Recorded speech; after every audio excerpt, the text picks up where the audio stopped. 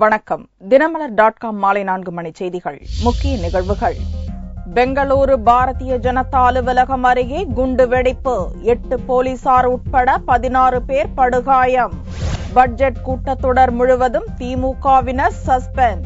தேமுதிகவினருக்கு முதலில் பேச வாய்ப்பளிக்க சபாநாயகர் முடிவு. தேமுதிக தலைவர் விஜயகாந்துக்கு பிடிவாரண்ட். அவதூறு வழக்கில் நெல்லை கோர்ட் உத்தரவு. விரிவான செய்திகள். பெங்களூரில் பாரதிய ஜனதா தலைமையகம் அருகில் நடந்த பயங்கர குண்டு வெடிப்பில் 8 போலீசார் உட்பட 16 பேர் பலத்த காயமடைந்தனர். பாரதிய ஜனதா ஆட்சியில் இருக்கும் கர்நாடக மாநிலத்தில் சட்டசபை தேர்தல் மே 5ஆம் தேதி நடக்கிறது. வேட்புமனு தாக்கல் செய்ய புதன்கிழமை கடைசி நாள் என்பதால் பெங்களூர் மல்லேஸ்வரம் பகுதியில் உள்ள கர்நாடக பாரதிய ஜனதா தலைமையகம் காலையில் பரபரப்புடன் காணப்பட்டது. மக்கள் நெருக்கடி மிக்க அந்த பகுதியில் காலை 10:30 மணிக்கு பயங்கர குண்டு வெடித்தது. இதில் அங்கு பாதுகாப்புக்கு நின்றிருந்த போலீஸ் வேன், 3 கார்கள், ஸ்கூட்டர் உள்ளிட்ட சில வாகனங்கள் முற்றிலும் சேதமடைந்தன. போலீஸ் வேனில் இருந்த 8 போலீசார் உள்ளிட்ட 16 பேர் குண்டுவெடிப்பில் பலத்த காயமடைந்தனர். குண்டுவெடிப்பில் உயிரிழப்பு இல்லை என்றாலும் சிகிச்சை பெறுவோரில் 2 நிலைமை கவலைக்கிடமாக உள்ளது.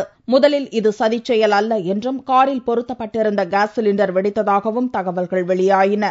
ஆனால் இது திட்டமிட்டு நடத்தப்பட்ட குண்டுவெடிப்பு சம்பவம் என்பதை பெங்களூர் போலீஸ் கமிஷனர் ராகவேந்திரா அவுரத்கர் உறுதிப்படுத்தினார். கார்களுக்கு மத்தியில் நிறுத்தப்பட்டிருந்த திருட்டு மோட்டார் சைக்கிளில் வெடிகுண்டு பொருத்தி வெடிக்கச் செய்துள்ளதாக போலீஸ் கமிஷனர் ராகவேந்திரா தெரிவித்துள்ளார். Preliminary, we also were told that it is cylinder blast because the cars were burned. We feel that it is a motorcycle blast because motorcycle is there and it has ripped apart. Bharatiya Janata அலுவலகத்தில் தலைவர்கள் ஆலோசனை நடத்திக் கொண்டிருந்த சமயத்தில் குண்டுவெடிப்பு நடந்திருப்பதால் தங்களை குறிவைத்தே தாக்குதல் நடத்தப்பட்டிருப்பதாக கர்நாடக உள்துறை அமைச்சர் ஆர். அசோக் கூறியுள்ளார். அதிமுக எம்எல்ஏவின் பேச்சை அவைக்குறிப்பிலிருந்து நீக்க கோரி சபாநாயகரிடம் வாக்குவாதத்தில் ஈடுபட்ட திமுகவினர் குண்டுகட்டாக வெளியேற்றப்பட்டதுடன் நடப்பு கூட்டத்தொடர் முழுவதும் சஸ்பெண்ட் செய்யப்பட்டனர். தமிழக சட்டசபையில் புதனன்று கேள்வி நேரத்தின் போது அரக்கோணம் தொகுதி அதிமுக எம்எல்ஏ ரவி பேசும்போது ஒரு கருத்தை குறிப்பிட்டு பேசினார். இதற்கு ஒட்டுமொத்த திமுகவினரும் எதிர்ப்பு தெரிவித்து அவரது பேச்சை அவைக்குறிப்பிலிருந்து நீக்க கோரி கூச்சலிட்டனர்.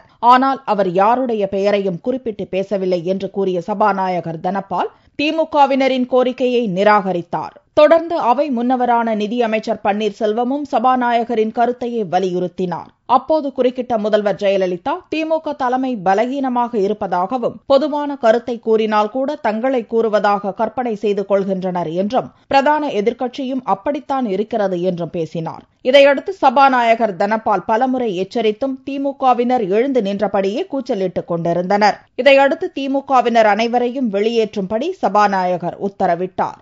பட்ஜெட் கூட்டத்தொடர் முழுவதும் கலந்து கொள்ளக்கூடாது என்று ஒரு அறிவிப்பை வெளியிட்டிருப்பதாக நாங்கள் செய்தியை கேள்விப்பட்டோம். ஆக இதிலிருந்து என்ன தெரிகிறது என்று சொன்னால், எதிர்க்கட்சியே அவையிலே உட்காரக்கூடாது, அப்படியே உட்கார்ந்தால் எதுவும் எழுந்து கேள்வி கேட்கக்கூடாது, நியாயத்தையும் கேட்கக்கூடாது.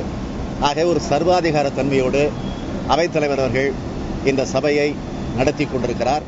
சபாநாயகர் தனபால் நடப்பு கூட்டத்தொடரில் 4 முறை வெளியேற்றப்பட்டுள்ள திமுகவினர் நடப்பு பட்ஜெட் கூட்டத்தொடர் முழுவதும் கலந்து கொள்ள முடியாது என்றும் அறிவித்தார். புதனன்று சட்டசபைக்கு வந்திருந்த போதும் ஸ்டாலின் அவை நடவடிக்கையில் பங்கேற்கவில்லை.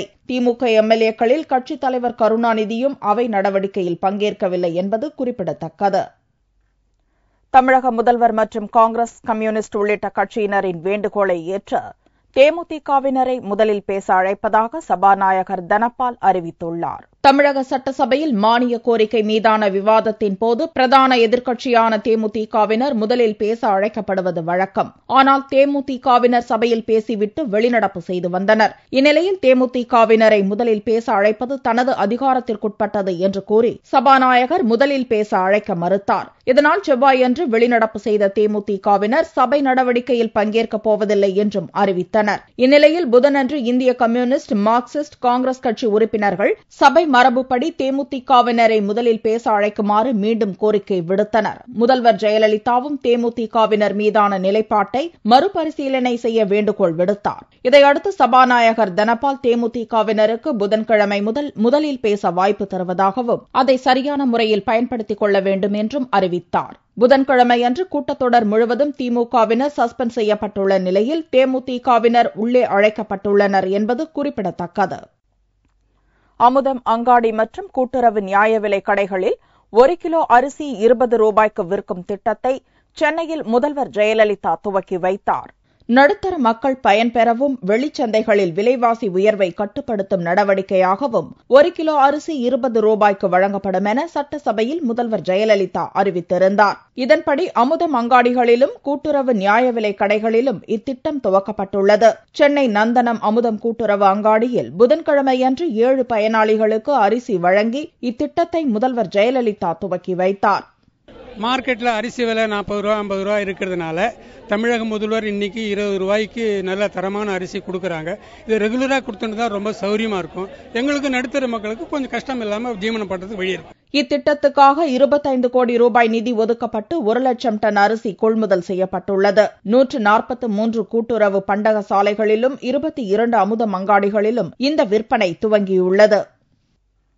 தமிழக அரசின் 5 திருமண உதவி திட்டத்தின் கீழ் நிதியுதவி பெறுவோரின் வருமான உச்சவரம்பை உயர்த்தி தமிழக முதல்வர் ஜெயலலிதா அறிவித்துள்ளார். தமிழக முதல்வர் ஜெயலலிதா புதனன்று சட்டசபையில் விதி எண் 110 கீழ் ஒரு அறிவிப்பை வெளியிட்டார். ஒரு குடும்பத்தில் ஒரு பெண் அல்லது 2 பெண் குழந்தைகள் இருந்தால் அவர்களுக்கு வைப்புத் தொகை பத்திரங்கள் வழங்கப்படுவதை சுட்டிக்காட்டிய முதல்வர் ஜெயலலிதா அவர்களுக்கு தமிழக அரசின் 4 கிராம் தங்கத்துடன் கல்வி தகுதிக்கேற்ப திருமண உதவித் தொகையும் வழங்கப்படும் என்றும் அறிவித்தார். மேலும் 5 திருமண உதவி திட்டத்தின் கீழ் நிதியுதவி பெறும் குடும்பத்தினரின் வருமான உச்சவரம்பை 24,000 ரூபாயிலிருந்து 72,000 ரூபாயாக உயர்த்தியும் அறிவித்தார். 5 திருமண நிதியுதவி திட்டங்களில் அன்னை தெரசா நினைவு ஆதரவற்ற பெண்களுக்கான நிதியுதவி, மூவலூர் ராமாமிர்தம் அம்மையார் நினைவு திருமண நிதியுதவி, ஈவேரா மணி அம்மையார் நினைவு ஏழை விதவையர் மகள் திருமண ஆகியவற்றின் கீழ் நிதி உதவி பெற 24,000 ரூபாயிலிருந்து 72,000 ரூபாயாக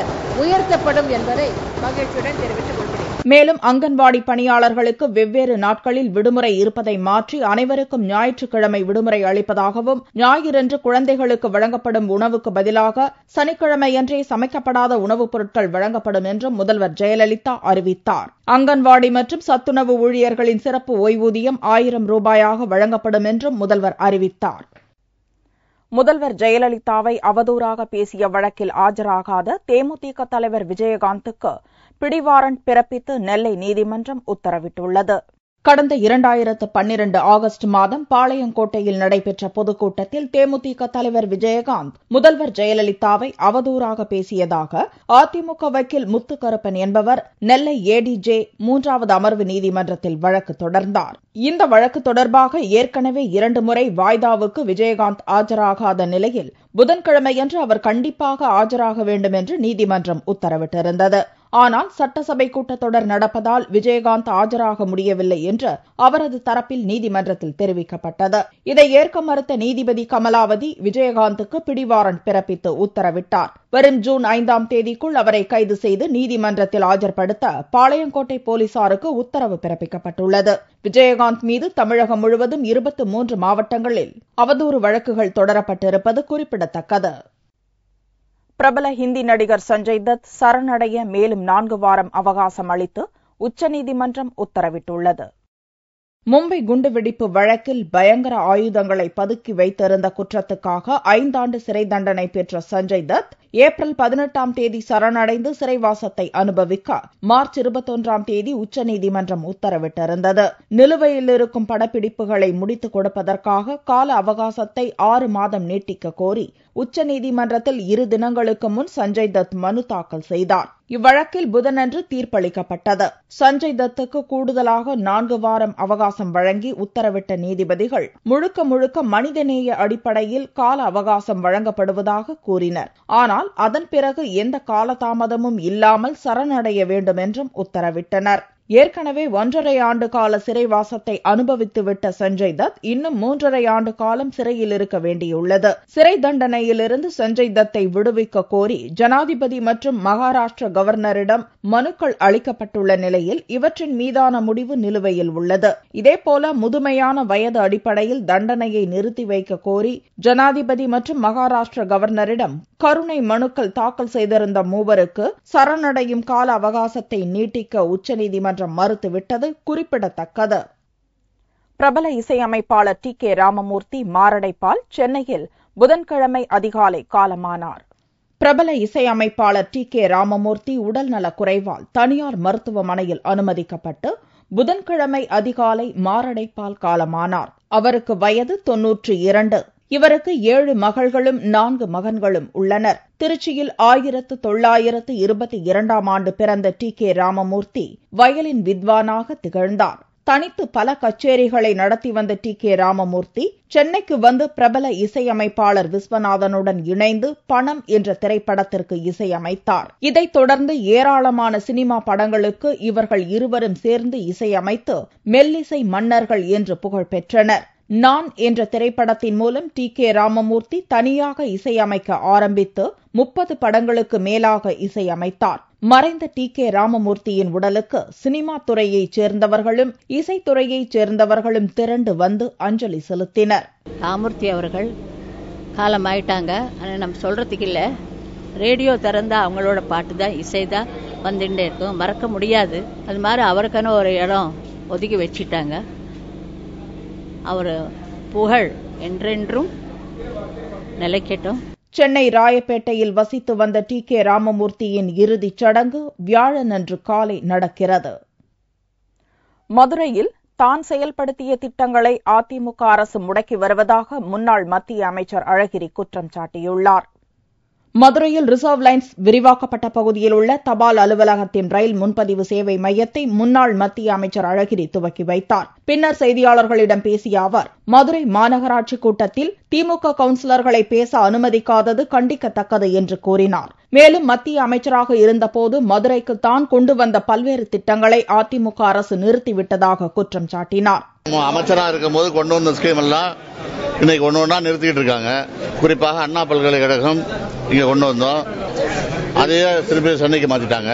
இலவச கழிப்பறை ஒரு 15 இடத்துல கட்டியிருந்தோம். அதெல்லாம் இன்னைக்கு கட்டணம் வசூல் பண்ணிக்கிட்டு அதிமுக காரர்களே கான்ட்ராக்ட் எடுத்து செஞ்சுட்டு இருக்காங்க. மதுரை மாநகராட்சியில் ஊழல் அதிகரித்துள்ளதாக குற்றம் சாட்டிய அழகிரி, இதுகுறித்து மாமன்றத்தில் திமுகவினருக்கு பேச வாய்ப்பு அளிக்கப்படுவதில்லை என்றும் கூறினார். நிர்வாகிகள் அழைத்தால் கட்சி நிகழ்ச்சிகளில் கலந்து கொள்வேன் என்றும் அழகிரி தெரிவித்தார். தங்கத்தின் விலை புதன்கிழமையன்றும் தொடர்ந்து சரிவடைந்தது. கடந்த சனிக்கிழமை துவங்கிய விலை சரிவு தொடர்ந்து நீடித்து வருகிறது. இந்த விலை சரிவால் நகைக்கடைகளில் மக்கள் கூட்டம் அலைமோதுகிறது. புதன்கிழமையன்று சவரனுக்கு மேலும் 120 ரூபாய் குறைந்து 1 சவரன் தங்கம் 19,408 ரூபாய்க்கு விற்பனையானது. 1 கிராம் ஆபரண தங்கம் 2,426 ரூபாயாக இருந்தது. வெள்ளி கிராமுக்கு 50 காசுகள் குறைந்து 1 கிராம் 48 ரூபாய் 20 காசுகளுக்கு விற்பனையானது. பார் வெள்ளியின் விலை 45,045 ரூபாயாக இருந்தது. கடனாக கொடுத்த பணத்தை திரும்ப கேட்ட பெண்ணை நடு ரோட்டில் குண்டர்கள் இரும்பு தடியால் கொடூரமாக தாக்கிய சம்பவம் பஞ்சாபை அதிர்ச்சியடைய வைத்துள்ளது.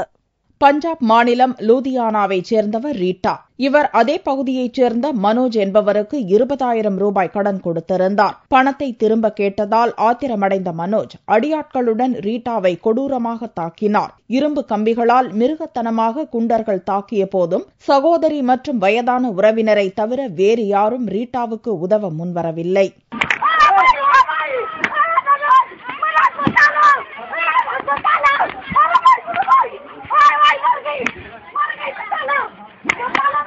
तो मेरे से पैसे लिया था मनोज नाई ने, कोई इसका काम था, 20,000 रुपये लिया था। तो मैंने मांगने गई, मेरे को बोलता है कि हम पैसे नहीं देंगे, पैसे हम नहीं देंगे, तू क्या कर लेगी। मैं कहा पैसे जो लिया वो मुझे दे दे। तो इनने बदमाश बुला के मुझे मरवाया कुटवाया.